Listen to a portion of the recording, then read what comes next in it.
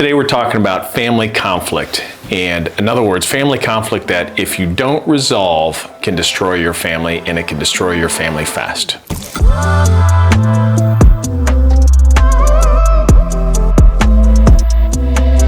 Hey, I'm Shawn Gwaltney. I'm Kori. And this is Conversations Left Behind, and we've just experienced this recently, actually. Mm-hmm. So now that we have some married kids, Yep. right? So it's not just our daughters anymore. We have 4 daughters. Now it's son-in-laws, 3 son-in-laws. as well. Yeah. 3 of them are married, so 3 son-in-laws as well. And there's some conflicts that comes with that. There are. Yeah, and you can't, it's either deal with it or let things fester and get worse. So yeah, so the challenge is, once you start seeing a little tension and a little arguments between each other and frustrations that come at each other, if you don't resolve them, they grow. Right. So one of the greatest things that we've learned is, look, if you're frustrated about something with somebody else, especially in your family, you need to have a conversation with them, because the story is just going to build in your own head into something more. And then as time goes on, the tension just grows. Yeah. So the best thing you can do is get it resolved. And that's what you always say. You say the more, because you just build it up in your head more, or whoever's going through the issues. Things get built up and talked from person to person. The stories change, and it just gets worse and worse unless you really deal with it. Yeah, so there's kind of 2 parts. One is kind of a gossip or talking about people. And, there's 2 parts of gossip. So some people feel like if you mention a person's name, you can't say anything about a person, at all. Well, you can. Yeah. Families just talk. That's not gossip. Yeah. So if you're just saying, hey, Sam, or hey, Savannah, whatever, one of our daughters, we're just saying something about them. And if it's not in a negative connotation, that's not gossip. Yeah. That's not gossip to me. Do you agree? I agree, yes. Okay. Some people when it get turns extreme and feel like you can't mention a person's name or it's gossip. Well, you're just too sensitive. Yeah. No, there's a difference for sure when you're sitting there talking about someone literally behind their back or saying negative things like you said. That's more gossip. Or, hey, did you know so-and-so did this? And you start talking in a way like that. Yeah, so we had a circumstance just recently where you could see the conflict rising, and one of them was between me and one of my daughters, where she was upset about something I wasn't actually aware of. I don't think you were either. Were you? Right, no. Okay, we weren't aware of that. Had happened, I don't know, maybe even a month prior. Yeah. And so the tensions were building up and the frustrations were building up. And then there were other things as well with other family members that were building up in frustrations, to the point where we said, you know what, guys, we need to have a family meeting. And the reason being is I could see and feel how it was creating divide. Definitely. With everybody. Yeah, and that's what just made me feel like sick. I don't like that when there's all this tension and there's everybody, and stuff's going on behind the scenes, and it just makes it super uncomfortable. And so that's why finally you're like, we got to talk about this. Yeah. So, seeing this, I wanted to be proactive, and I think there's only one way to resolve it, and it's to go to the person. Yeah. And in this case, it was, don't just go to the person, we need to do this together. Yes, so everybody could be involved. So everybody's involved, and there's no conversation with this sister, on the side, with this person, or this brother, or this cousin, or whatever it is. Yeah. We pull the people together and say, guys, let's have a collective conversation together, and we head this off. So we did that. Yeah, clear the air. Clear the air. That's what it was. Yeah, and so what do we do? We had a family meeting, and then we basically set it straight and said, this is not how we're going to operate in our family. Basically, we need to go to the person. Before we do, so we had a family meeting. Yes. But the first thing we started is, okay, what do you have to say? Yeah, What's your beef? What's your problem? You're frustrated with something, here's your platform. If you have something, and I told them, if you have something you're frustrated with me or have something to say to me, say it. Here's your platform, say it. Yeah. And when I went into that, I knew, oh boy, what am I getting myself into? Because you never know what may come out of it. Right. But my intent was not to fire back at anybody. It was to let it get it out of their system, because whether we disagreed with each other or not, we love each other and we're family. Yeah. And the only way to protect the family was to purge all the garbage and the frustrations that were lingering between different people and even between parents sometimes. Yeah. Me.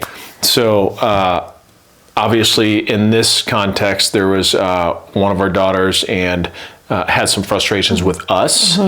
And I don't remember what all the circle is, but and then some of the daughters had frustration with other daughters, and it was just, you just see this stuff building, and you have to attack it before it destroys your family. Yeah, and from the beginning of that, you wanted to make sure they knew that it was a safe place to talk. It wasn't going to be because you're saying that you're not, like you said, it wasn't, you were going to start firing back, or there wasn't going to be these big arguments. It was let them speak and feel safe, like they can get out what's on their heart, what's bothering them. So it started, and it seemed to go pretty well. Nobody, it did go well. It was, but we had to let everybody get everything off their chest.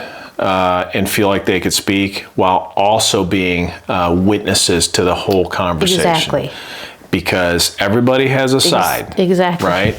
Yep. And it gets a little distorted when you're giving your side now to somebody else who wasn't the person involved. Yeah.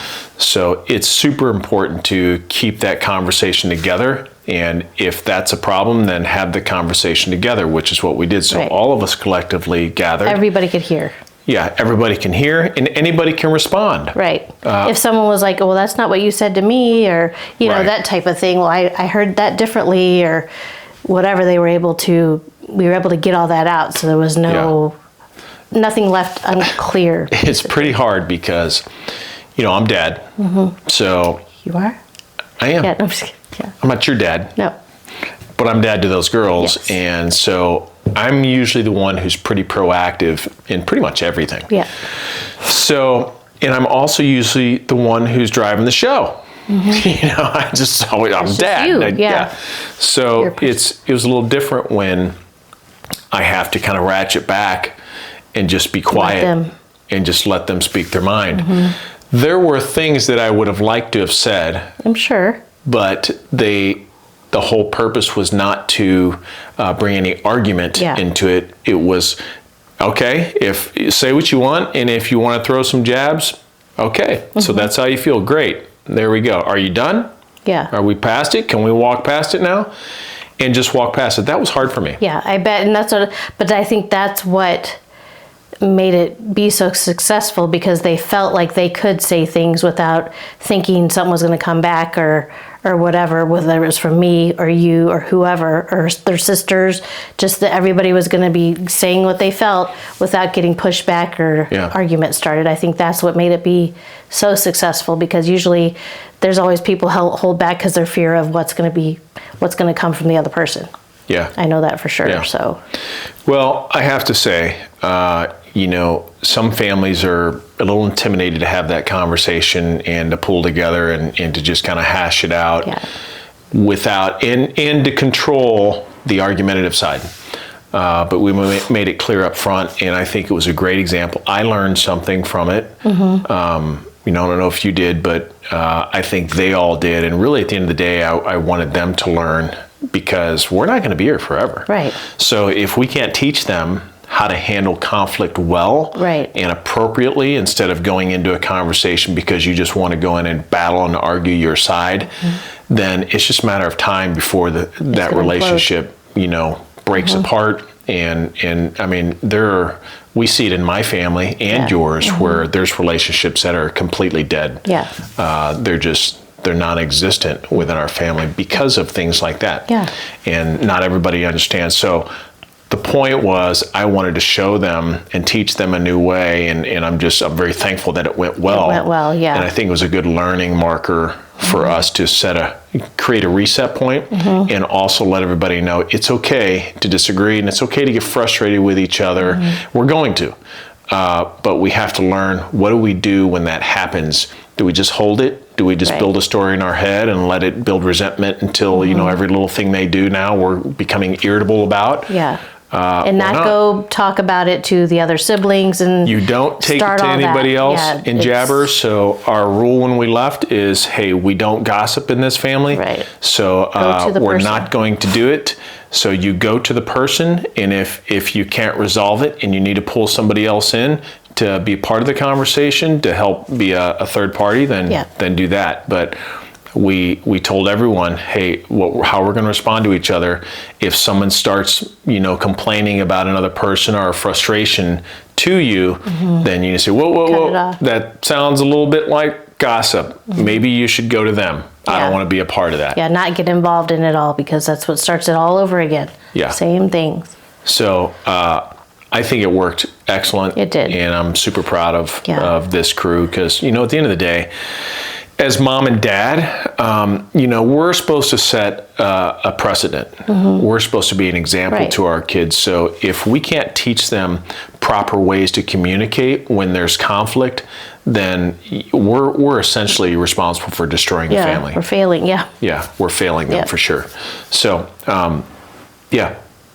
that's all we got. Yeah, I think that was the point. So if you have family conflict, hey, hopefully this story will help you, because it helped us for sure. Yeah, a lot. And we are all in a better place now because of it. I was just going to say, I feel like feels just closer, and it's just a weight lifted, I feel like. A weight lifted, and in time, if you don't do that, we've watched firsthand, and we have family now. Yeah. That's been severed, and those relationships are destroyed just because of that. So might be something that helps you. Yeah, head it off and talk about it. Yep. That's it. We'll see you next time.